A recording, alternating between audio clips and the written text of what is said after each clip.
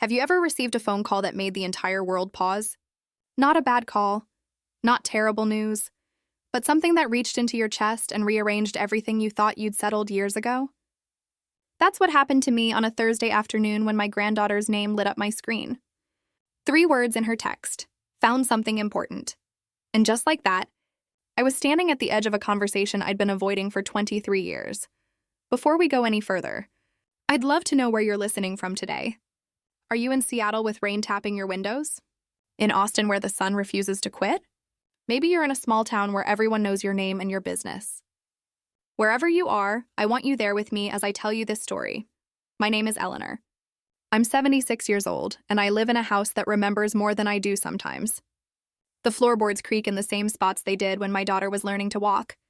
The kitchen window still sticks halfway up, requiring that specific wiggle my late husband perfected. After he passed, I thought about fixing it properly.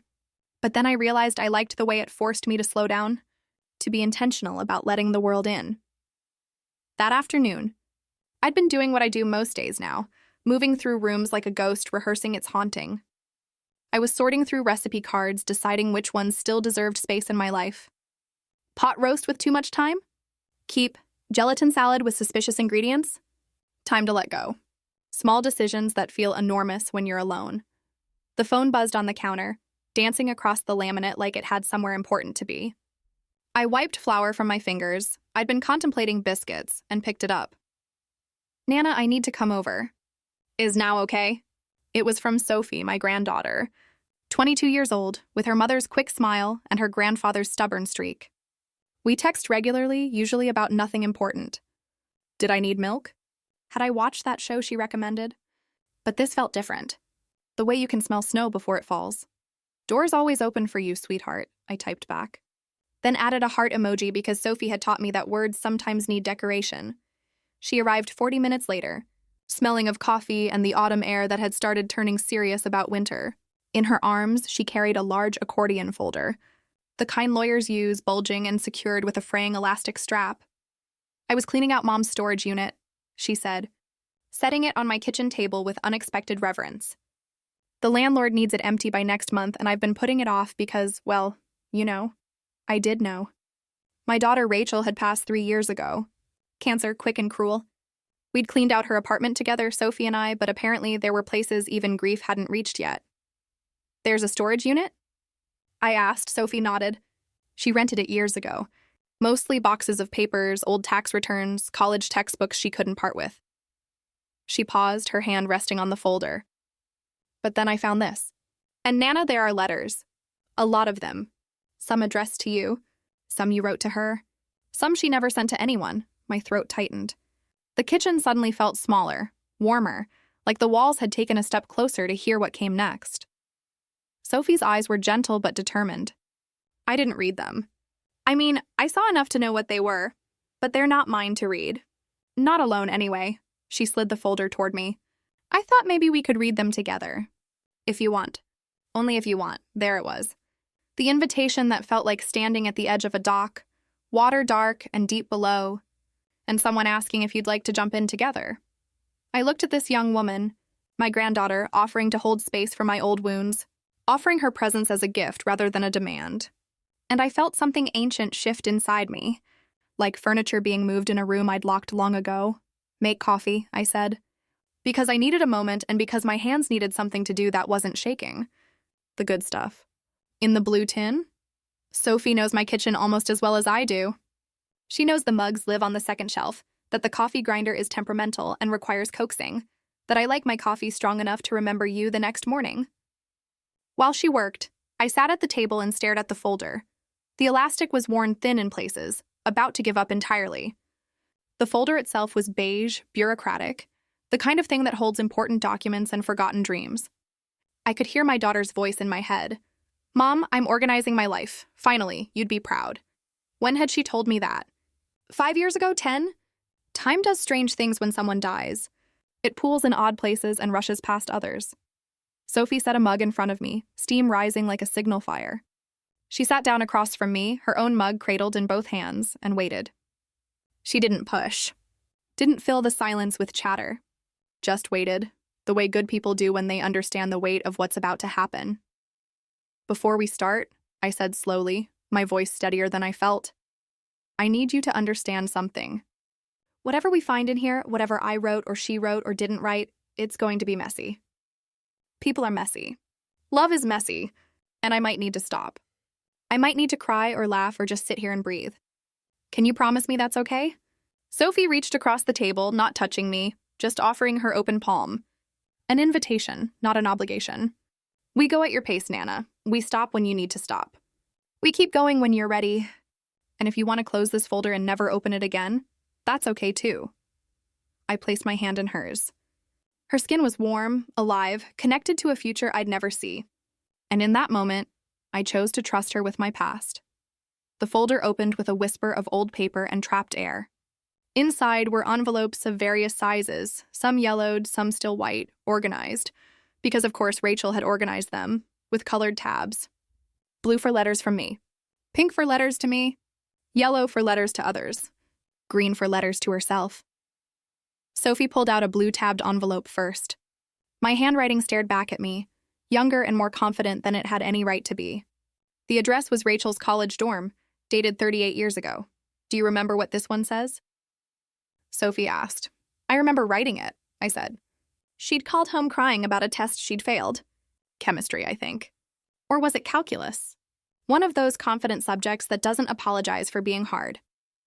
Sophie carefully opened the envelope. It wasn't sealed, just tucked, and pulled out 2 sheets of paper covered in my handwriting. Do you want to read it, or should I? You read it, I said. I want to hear how it sounds in your voice. She cleared her throat and began. My dearest Rachel, I got your call last night, and I've been thinking about what you said ever since. About feeling like you're not smart enough, not good enough. Like everyone else has some secret map to success that you weren't given. Sophie's voice wavered slightly, but she continued. Baby girl, do you want to know a secret? We're all making it up. Every single one of us. That professor who seems so confident? He's terrified his students will discover he doesn't have all the answers. That straight-A student in your class? She's probably awake at 3 a.m. wondering if she's enough. Your mother, the one you think has everything figured out. I spent last Tuesday crying in the grocery store because they were out of the bread your father likes, and it felt like the final evidence that I'm failing at this whole life thing. I laughed suddenly, remembering that grocery store, that particular brand of exhaustion that makes bread a crisis. Sophie looked up, smiled, and kept reading.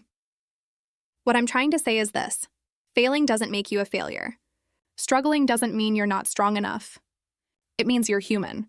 It means you're trying things that challenge you. And that, my beautiful, brilliant daughter, is the whole point. You're not supposed to have it all figured out at 19. Hell, I don't have it figured out at 42, and I'm not sure I want to. The mystery is part of the magic, so fail your chemistry test. Or calculus. Whichever demon you're wrestling this week. Fail it and then get back up and try again. And if you fail again, that's okay too. Because you know what? The most important stuff, kindness, courage, the ability to laugh at yourself, those things don't show up on transcripts. But they show up in life, and life is the test that actually matters. I love you. More than chemistry, more than calculus, more than whatever impossible thing the world throws at you next, always, Mom. The silence after Sophie finished felt sacred. She folded the letter carefully and looked at me with eyes that were bright with unshed tears. She kept it, Sophie whispered. All these years? I didn't know, I said. And I hadn't. I'd written dozens of letters to Rachel during her college years, but I'd never known which ones she'd kept and which ones had ended up in dorm room trash cans alongside pizza boxes and broken dreams. Can we read another one? Sophie asked. I nodded, and she pulled out a pink-tabbed envelope. Rachel's handwriting. Addressed to me but never sent. The postmark date would have been about 6 months B. Wedding. Sophie held it up questioningly, and I nodded again. Some doors, once you crack them open, need to be pushed the rest of the way. Dear Mom, Sophie read. Her voice softer now. I'm writing this at 2 a.m, because that's apparently when truth shows up, uninvited and unannounced. In 6 months, I'm getting married. Everyone keeps asking if I'm excited, and I keep saying yes because that's what you're supposed to say. But Mom, I'm terrified, not of Daniel. He's good and kind and makes me laugh, and I do love him. But I'm terrified I'll turn into you." Sophie stopped, looked at me with concern. "Nana, should I—" "Keep going," I said quietly. "Let her finish. I don't mean that as an insult. I mean, I'm scared I'll love someone so completely that I disappear into them. That I'll wake up 20 years from now and realize I don't know who I am anymore, except in relation to someone else. You gave up your job when you married Dad. You gave up your friends who he didn't like. You made yourself smaller and smaller until you fit into the shape he wanted. And the worst part? I watched you do it.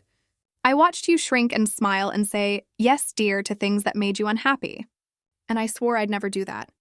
But now I'm months away from a wedding, and I catch myself doing the same things. Agreeing when I want to disagree. Staying quiet when I have something to say. Choosing his comfort over my truth. I'm writing this because I can't say it to your face. You'd be hurt. Or you'd defend your choices. Or you'd tell me marriage requires sacrifice. And you'd be right. But that doesn't make it less scary.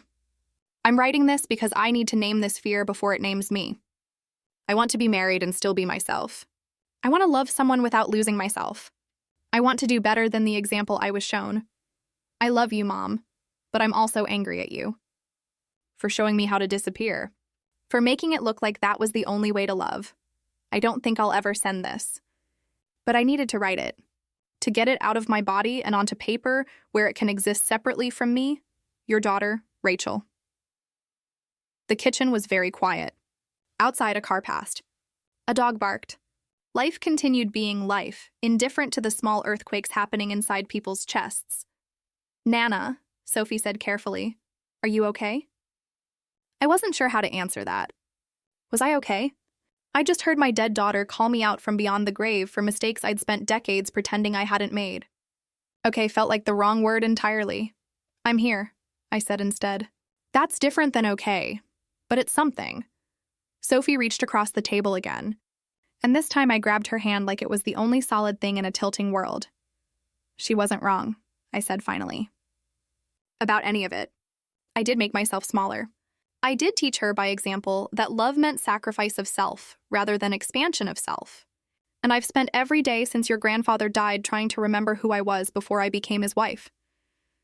"But you were trying your best," Sophie said. "With what you knew, in the time you were living in?" "That's generous of you," I said. "But it doesn't change what I modeled for her, or what she spent her adult life trying not to repeat." We sat with that for a while. Sometimes the truth needs space to breathe before you can move forward. Finally, Sophie pulled out a yellow-tabbed envelope. "This one's addressed to me," she said, surprised. But I never got it. She opened it, and I watched her face as she read silently. Tears spilled over without sound, running down her cheeks like small rivers finding their way home. "She wrote this a week before she died," Sophie whispered. "Listen, my sweet Sophie, if you're reading this, it means I'm gone, and Nana helped you find these letters. Or maybe you found them yourself. Either way, I'm glad. There are things I need you to know that I was too sick and too tired and too scared to say while I was alive. First, you are enough. Exactly as you are. Not when you lose 10 pounds or get that promotion or find the right relationship. Right now, today, in this moment, you are spectacularly, miraculously enough. Second, forgive your grandmother for the things she couldn't give me. She was doing her best with tools she was never taught to use. And she loved me fiercely, even when that love was imperfect. Especially when it was imperfect. Third, don't make my mistakes. Don't waste years being angry at people for being human. Don't hold grudges like they're treasures. Don't wait for perfect moments to say the important things. Life is shorter and stranger than you think, and the people you love won't be here forever. And finally, take care of Nana. She's stronger than she looks and more fragile than she'll admit. She needs you, even if she doesn't say it. She needs someone to remind her that she's still here, still alive, still allowed to take up space in the world. Be that person for her. The way I wish I'd been better at being that person for her.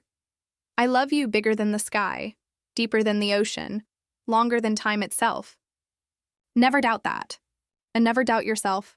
Forever your mom, Rachel. Sophie set the letter down and looked at me with streaming eyes. She wanted us to do this, together. She wanted us to find each other through her words. And suddenly I understood. These letters weren't just artifacts of a life. They were breadcrumbs, a path my daughter had left for us to find our way to each other through her absence. Read one more, I said. One of mine to her, from later, after she was married. Sophie shuffled through the blue tabs and pulled one out. The paper was different, thicker, cream-colored, expensive. I remembered buying that stationery, thinking adult problems deserved adult paper. She read, Dear Rachel, you asked me last week why I stayed with your father through everything. Through the anger, the control, the years I felt like I was drowning in someone else's life.